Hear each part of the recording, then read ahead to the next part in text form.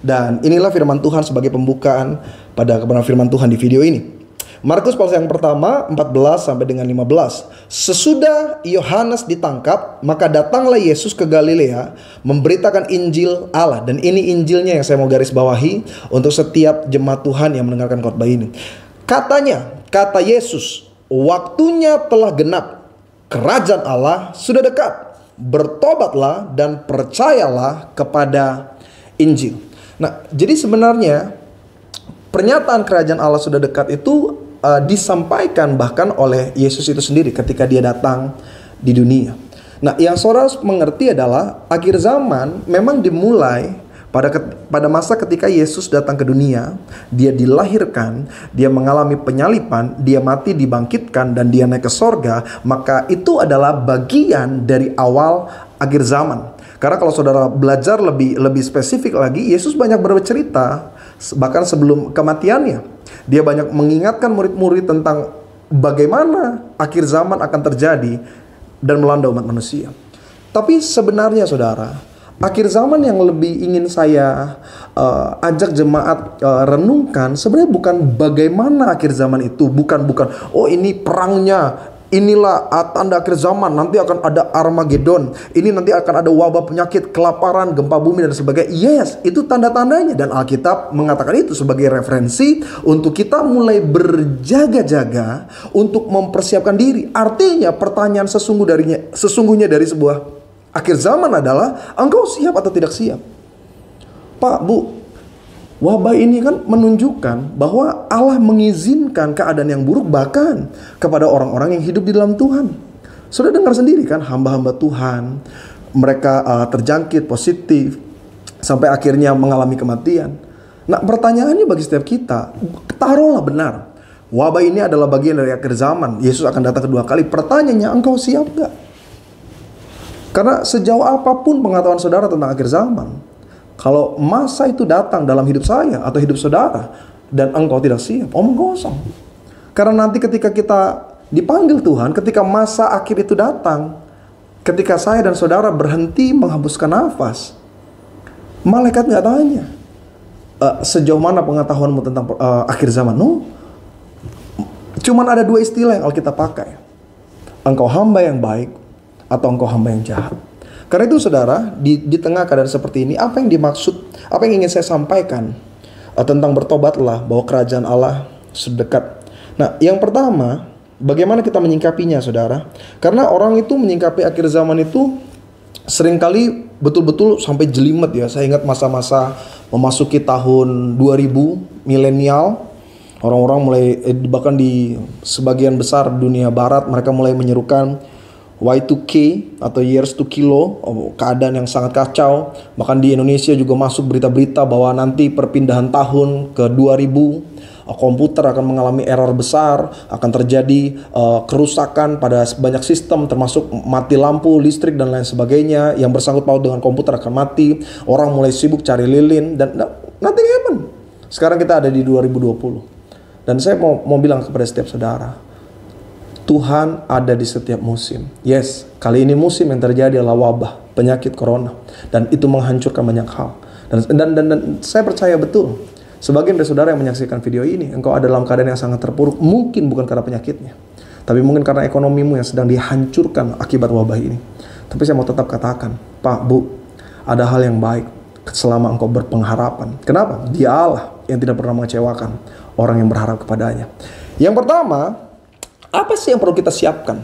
Kalau memang betul ini adalah akhir zaman, apa yang harus kita atur dalam hidup kita supaya ketika masa itu datang kita punya bagian dalam kerajaan surga? Yang pertama, sama-sama kita lihat Alkitab kita di dalam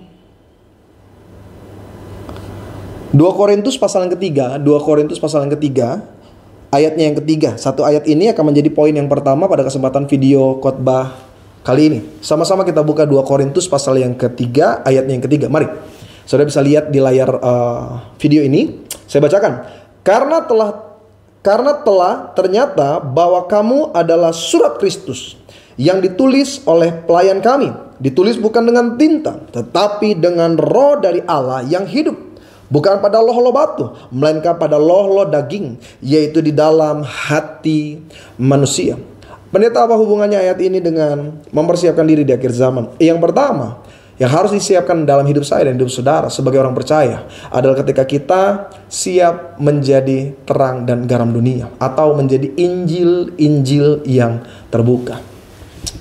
Melayani Tuhan bukan hanya berbicara tentang khotbah, bermain musik, menjadi worship leader, atau melakukan banyak kegiatan lain kepada orang-orang di luar. No, di masa seperti ini, inilah bentuk pelayanan yang paling nyata.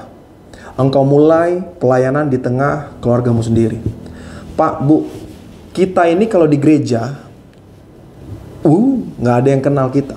Pokoknya kita sama malaikat tuh cuma kurang di sayap. Iya. Banyak bapak-bapak kalau dia udah nyembah tuh, dia angkat, dia punya tangan, haleluya. Pokoknya kalau dia nyembah itu malaikat minder ngelihatnya. Tapi kenyataannya seringkali tangan yang sama yang dia pakai untuk angkat menyembah Tuhan, tangan yang sama juga dia pukulin istrinya. Ada banyak ibu-ibu kalau dia udah nyanyi, dia udah nyembah Tuhan. Pokoknya kalau dia udah puji-pujian gitu, kalau dia udah menyembah Tuhan, itu Yesus juga kegeeran. Tapi saya khawatir, ada banyak orang dengan mulut yang sama dia pakai untuk menyembah Tuhan, dan mulut yang sama dia pakai untuk menghina, menyakiti orang lain, menipu, bersaksi dusta. Dan yang saya mau katakan, saudara, kekristenan bukan hanya ketika kita di gereja. Kekristenan yang paling utama justru ketika kita ada di tempat di mana kita tinggal. Kenapa? Itu karakter kita yang asli. Ada banyak ibu-ibu sering datang ke gereja, rajin, pokoknya hidupnya itu pokoknya rohaniawan lah, ya kan? Bayangin, dari Senin sampai Senin kalau bisa dia gereja. Dia punya Alkitab juga bukan yang kecil, ukuran mimbar dia bawa. Tapi seringkali gak jadi berkat dalam rumah tangga. Suaminya mulai bilang, pendeta, sejak istri saya ke gereja, justru makin jahat, pendeta. Mulutnya makin suka ngutuk. Nah, ini persoalan. Ada banyak bapak-bapak pelayanan dahsyat. Pokoknya pelayanan terus. Tapi yang dilayani cuma keluarga orang. Keluarga sendiri nggak dilayani. Banyak model kasus kayak gitu. Pelayanan nyeleweng, pelayanan zina, dan ada banyak istri bilang, pendeta, lebih baik suami saya nggak usah kenal Tuhan lah. Dulu dia nggak pernah ke gereja, dia lebih harmonis. Sekarang dia rajin ke gereja, dia lupa sama keluarga. Nah, inilah kesempatan yang baik. Ketika pemerintah menetapkan status untuk kita lockdown, mengisolasi diri, standby di rumah. Ayo Pak, Bu, jadilah pekabar Injil. Disinilah justru kita menunjukkan, betulkah engkau anak-anak kerajaan Allah? Iya, jangan sampai. Alkitab bilang loh, ketika akhir zaman terjadi, di ranjang ada 2 orang, satu terangkat, satu enggak. Nah, buat saudara yang nonton video ini, suami istri, coba tanya sama dia, Pak, Ma, yang keangkat aku atau kamu? Tanya aja nggak apa-apa. Tanya, saya tungguin. Tuh kan? Saya tungguin. Tanya bilang begini, Ma, yang keangkat papa atau mama? Bu, tanya, Pak, yang keangkat kamu atau saya? Iya, ini khusus yang pasangan suami istri. Saya jomblo, pendeta, gimana? Tanyalah dalam hati ya. Karena saya khawatir ketika masa-masa misalkan akhir zaman datang, ya kan? Di tengah wabah corona ini, tiba-tiba kita dengar suara sangkakala berbunyi, Tuhan datang dengan segala kemuliaannya. Nah, engkau siap nggak? Karena jangan-jangan yang paling banyak tersakiti adalah keluarga kita sendiri. Banyak suami kalau di luar baiknya minta, dia kalau sama temennya, apalagi kalau sama bosnya, pokoknya penuh dengan kasih dan kemesraan. Tapi ketika sama istri, ketika sama anak, ketika sama keluarga, perkataannya mulai kasar, sikapnya mulai egois. Ada banyak istri kalau dia bergaul kepada banyak temannya, baik, luar biasa. Pokoknya yang dia paling the best deh.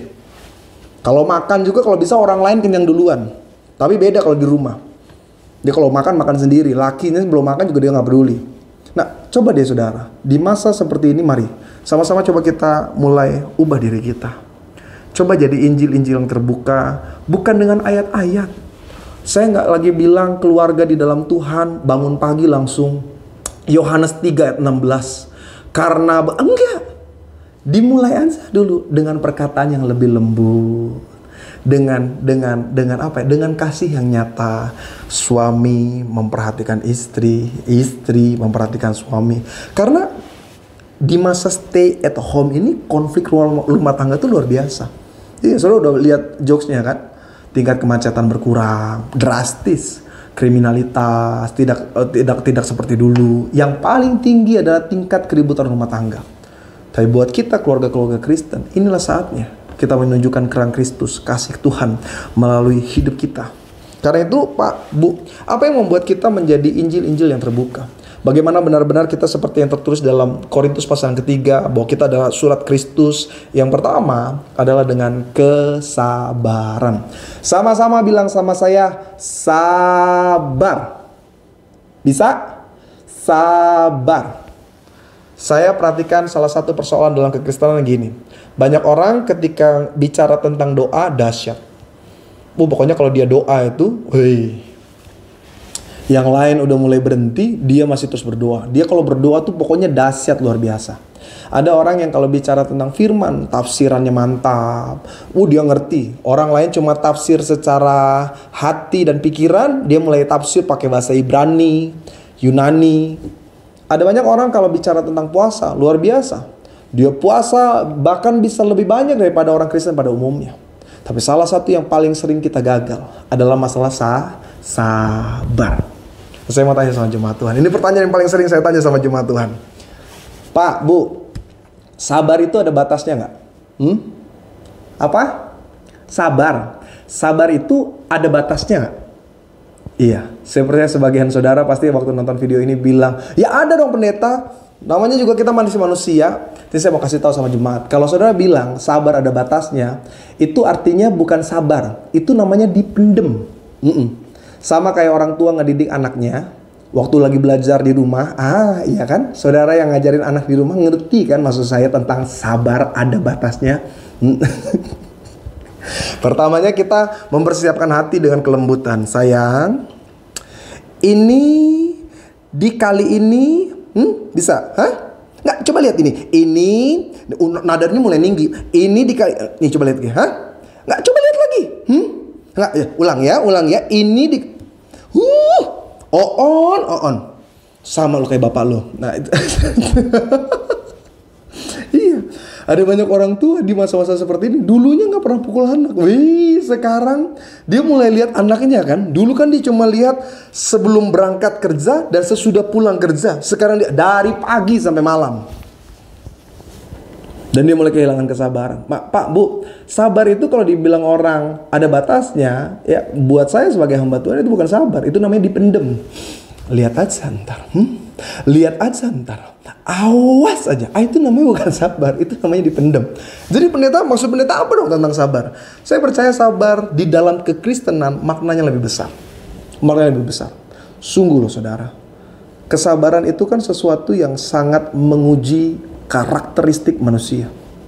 Untuk sekali, 2 kali, 3 kali, 4 kali, sebagian kita masih bilang,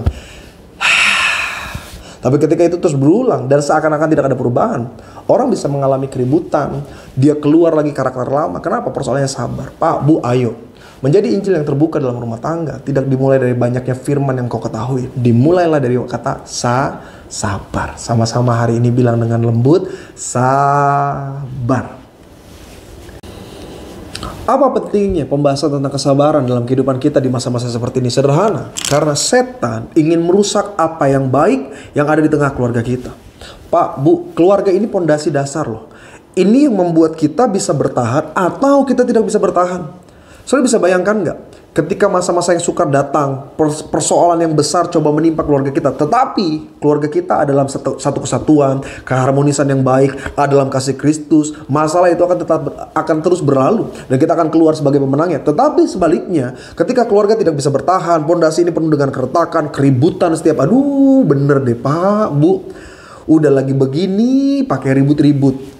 Mending rumahnya besar, satu bisa di ujung sebelah utara, satu bisa di sebelah. Nah ini rumah kecil, rumah saudara petakan, aduh, ngadep kanan lihat dia, ngadep kiri lihat dia. Dulu kalau nggak ribut kan enak, ya kan? Rumah kecil, dari ruang tamu ke dapur, pas berpasasan, penuh dengan kasih mesra, ya kan? Enak. Si mama, si papa, misi, enak. Coba lu ribut. Diem-dieman, mau lewat juga empet, ngelihat dia juga empet. Istri lagi di dapur, lagi minum nih. Suami mau masuk dapur, lihat-lihat dulu. Ada dia lagi di dalam. Istri juga tahu mau minum nih dia, sengaja dilama-lamain, gluk gluk gluk gluk gluk gluk gluk gluk, biar aja lu mati kehausan sana. Gak enak. Udahlah, masa-masa seperti ini, ayo Pak, Bu, kuncinya cuma satu kok, sabar. Engkau mengerti firman banyak hal, engkau tahu bagaimana berdoa yang baik, tapi tanpa kesabaran tetap hancur. Hubungan kita sebagai manusia, Alkitab sudah katakan besi menajamkan besi, terus digesek. Apalagi keadaan seperti ini, terus ketemu. Makanya ada banyak istri bilang, pendeta, saya kayaknya lebih suka cita kalau suami saya dulu kerja. Pagi dia udah pergi, tengah malam dia udah pulang, baru pulang. Sekarang dari terbit matahari sampai pada waktunya, saya nggak berhenti ngelihatnya. Mana makin lama makin jadi lagi kelakuannya. Pak, Bu, ayo. Setan mau merusak apa yang baik dalam keluarga kita. Dia mau coba hancurkan melalui apa? Bentrok emosional kita. Karakter yang satu dengan yang lain. Ayolah Pak, saling sabar. Kenapa harus saling sabar? Engkau adalah dua dan engkau bukan lagi dua, tetapi engkau adalah satu. Suami adalah istri dan istri adalah suami. Ayo berbaik-baik. Kalau yang antara dua jadi satu aja nggak bisa akur, apalagi yang tidak ada hubungan darahnya. Nah itu makanya buat saudara yang tinggal satu rumah sama mertua, aduh, inilah masa yang paling baik, yang paling bagus untuk saudara memperbaiki hubungan di dalamnya. Mati lu lama-lama kalau saudara nggak bisa akur. Melalui apa? Kesabaran. Ayo sama-sama sabar. Tuhan itu punya kuasa untuk memulihkan keadaan yang buruk di dalamnya. Tapi ada bagian di mana kita juga bertindak, yaitu melalui apa? Kesabaran. Saudara, masa-masa ini tidak mudah. Masa-masa ini cukup sulit karena berita yang saudara dengar, konten-konten yang saudara lihat mungkin di YouTube, di sosial media, itu membuat kita semakin takut. Dunia hanya memberikan kengerian, dunia hanya memberikan keputusasaan. Ada orang mulai bilang, wah ini kayaknya masih sangat lama, keadaan akan berubah setelah sekian lama. Dan saya mau bilang sama saudara, apa yang membuat engkau tetap kuat bertahan? Engkau tetap memiliki senyum dan kebahagiaan ketika engkau dalam rumah tangga ada ikatan kasih yang kuat di dalamnya. Melalui apa? Sabar aja udah sabar. Bu, kalau suami bener nyebelin, minta ampun nyebelinnya. Aduh, mana dari pagi sampai malam gak mandi-mandi ya kan, karena di rumah terus. Tapi bener deh Bu, coba datang dengan sudut pandang yang berbeda. Jangan cuma lihat kelemahannya, coba lihat satu sisi, bahwa engkau adalah pendamping dari suamimu. Apalagi kalau suami itu udah mulai banyak bengong, lalu dia nyanyinya gini, banyak perkara. Ya, itu udah tanda paling jelas itu. Dia lagi tertekan minta ampun. Bu, ayo datang. Bener. Engkau mungkin sebenarnya kalau melihat kelakuannya, engkau ingat apa yang dia buat, ada kekecewaan. Tapi hari ini saya mau katakan, jadilah surat yang terbuka melalui kesabaran. Datang dan bilang begini sama dia, Pak, percaya ya, apapun yang terjadi, Tuhan Yesus akan selalu ada dalam setiap langkah-langkah keluarga kita. Wah, luar biasa. Suami betul, dia lagi alami keterpurukan. Tapi ketika ada istri yang lebih lemah lembut, lebih sabar, dia mulai lihat pengharapan. Bukan hanya dari ayat-ayat firman, tapi dari sikap, perbuatan, karakter istrinya. Sama Pak, ketika masa-masa seperti ini kan, justru seorang suami, seorang pemimpin, seorang leader dalam keluarga, yang menjadi bukti kita adalah seorang pemimpin adalah ketika kita mampu memberikan ketenangan bagi keluarga. Bukan marah, bukan emosi. Lihat anak berisik sedikit berteriak, lihat istri buat segini berteriak, dengar istri lakuin apa, mama Pak, ayo Pak, tunjukin ketenangan. Melalui apa? Kesabaran. Sabar aja. Karena gini, setan itu pandai merusak apa yang baik melalui masalah-masalah kecil aja.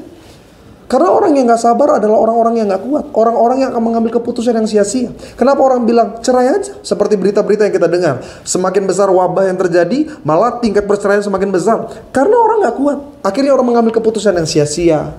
Tidak sedikit loh, akhirnya orang bunuh diri. Dia pikir dia kena, dia pikir dia terinfeksi. Bacakan beritanya saudara. Dia pikir melalui berita yang dia dengar, katanya ciri-cirinya adalah kerongkongan kering, badan hangat, batuk kering. Karena gak sabar, karena gak coba bertahan dulu, akhirnya bunuh diri. Nah ini yang iblis mau terjadi. Ayolah kita lebih sabar saudara. Kesabaran membuat kita menunjukkan kasih Kristus dalam kehidupan kita. Ini baru level awal. Saya bicara tentang kesabaran dalam rumah tangga. Karena kesabaran yang lebih luar biasa lagi adalah ketika kita menghadapi kenyataan pekerjaan kita, bisnis, ekonomi, masa depan kita. Tapi kalau engkau bisa memulai dari hal yang paling kecil, sabar dalam rumah tangga. Suami lebih sabar, istri lebih sabar, orang tua lebih sabar, anak-anak muda lebih sabar, percayalah. Hal yang lebih besar dari hal yang kecil ini, engkau akan terus bertumbuh dan berpengharapan di dalam Tuhan Yesus Kristus. Maka saran saya buat setiap jemaat Tuhan, kita tetap berpengharapan dalam Tuhan. Jadilah surat-surat yang terbuka melalui sifat karakter kita yang menunjukkan Kristus di dalamnya. Lebih sabar. Saya percaya ini masa yang baik untuk memulihkan keadaan rumah tangga kita. Hubungan rumah tanggamu semakin harmonis. Suami, istri, ada kesatuan di dalamnya. Bergandengan tangan. Suami pegang tangan istri, istri pegang tangan suami. Masih doa sama-sama? Atau berdoa dengan keyakinan agama masing-masing? Iya, doa sama-sama. Tapi pendeta, suami saya mana mau berdoa? Ini sabar. Ibu tetap doa, pegang.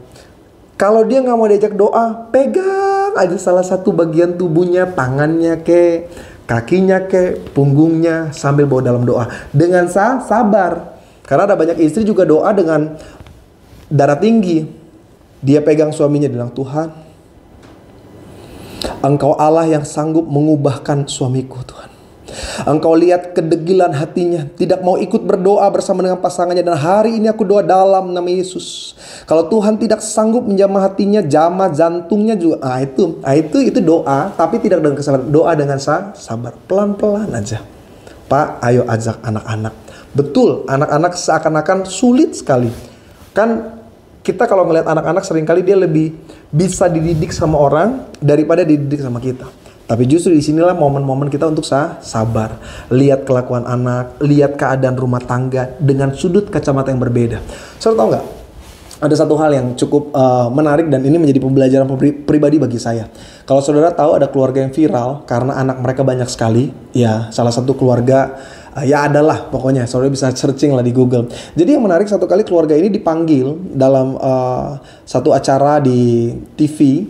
Lalu presenternya mulai tanya, Bu, ini anaknya sampai sekian belas. Ibu gimana ngadepinnya? Ibu sabar nggak? Dan waktu presenternya tanya sama anak-anak, Mama suka marah-marah nggak? Karena gini logikanya. Anak satu aja, orang tua bisa marah-marah. Anak 2, 3, orang tua udah, Mama mau mati berdiri rasanya ngelihat kelakuan kalian. Ini lebih dari 10. Presenternya tanya sama anak-anaknya. Karena presenternya pasti yakin nih mamanya pasti suka marah-marah nih.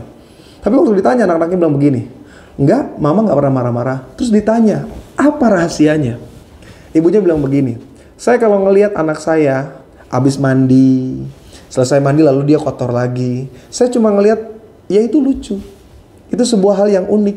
Itu hal yang akan saya kenang, ya ini anak-anak saya ketika masih kecil. Jadi waktu saya lihat dia basah, kotor lagi pakainya, saya cuma bilang, Hi sayang, kok udah kotor lagi. Yuk ganti yuk, Mama gantian lagi ya sayang ya. Kalau saudara gimana? Anak udah mandi nih, udah bersih, dibedakin, disisirin, terus kotor lagi. Masih bisa ngelihat dengan sukacita.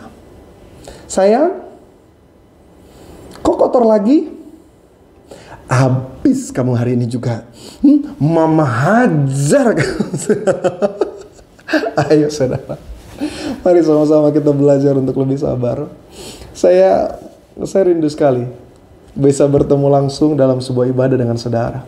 Saya juga ada masa-masa kesabaran saya tuh, saya nggak tahan. Saya kalau ngelihat gembala sidang lagi siaran live gitu di masa-masa pandemi seperti ini, wah saya kangen sekali. Sama-sama kita belajar sabar karena tantangan dan ujian yang kita hadapi itu berbeda-beda. Dan khusus untuk kali ini, akhir zaman tidak hanya berbicara tentang bagaimana dan kapan. Akhir zaman berbicara tentang engkau menjadi Injil yang terbuka. Dimulai dari mana? Dari keluarga. Melalui apa? Kesabaran. Kita akan bertemu lagi dalam program video berikutnya. Nanti saudara bisa lihat lagi ada beberapa pembahasan dan mungkin pembahasan khotbah yang saya sampaikan tidak jauh dari hal-hal yang sedang kita alami khususnya di tengah masalah wabah virus corona ini.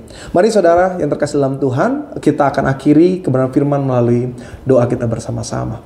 Kita tutup mata dan kita bawa hidup kita ke dalam tangan Tuhan. Tuhan, kami bersyukur, berterima kasih buat firman share yang kami sudah dengar hari ini. Maka doa hamba Tuhan, hamba percaya Engkau bekerja melalui video ini. Mungkin tidak di masa-masa ini, tapi di masa-masa yang akan datang, ada banyak jemaat yang akan melihat penyampaian firman ini. Maka hamba doa dalam nama Bapa, Putra, Kudus, bekerjalah Tuhan. Jamah hati mereka khususnya bagi setiap mereka yang sedang bermasalah dengan kesabarannya.